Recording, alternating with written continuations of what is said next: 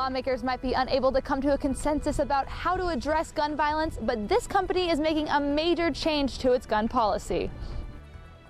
2 weeks after a massacre that killed 17 people, the students of Marjorie Stoneman Douglas High School returned to classes. Welcome to 11 News at Noon. I'm Jessica Combs. And I'm Allison Caffrey. 2 weeks after the deadly shooting in Parkland, lawmakers have yet to come to a decision over gun control.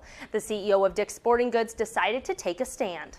11 News reporter Christy Lee Newberger is in Orem. Christy Lee, what actions are being taken? Dick's Sporting Goods is disbanding their sale of assault rifles. And now this is not the only thing they're doing. They're also no longer selling firearms to anyone under the age of 21.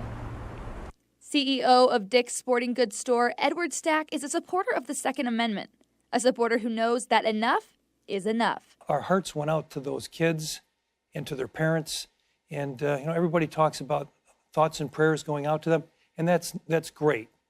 But that doesn't really do anything. After the events of Sandy Hook in 2012, the company limited assault rifle sales. With recent events, they will discontinue completely the sale of any assault-like rifle. The most important change: you have to be 21 to buy, a dramatic 3 years older than the legal age.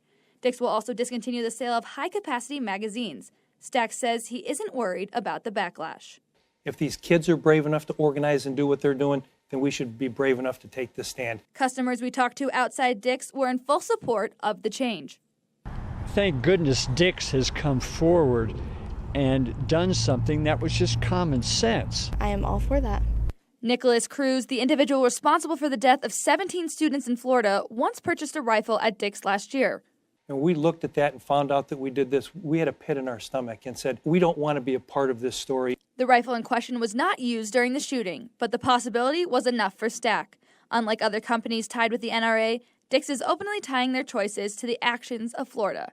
We support and respect the Second Amendment, but we have to help solve the problems that's in front of us. Gun violence is an epidemic that's taking the lives of too many people, including the brightest hope for the future of America, our kids. Stack says he hopes his actions will bring politicians into the conversation and hopefully start that trend towards change. If nothing else, he says his conscience is clear. In Orem, Christy Lee Newberger, 11 News. Thanks, Christy Lee.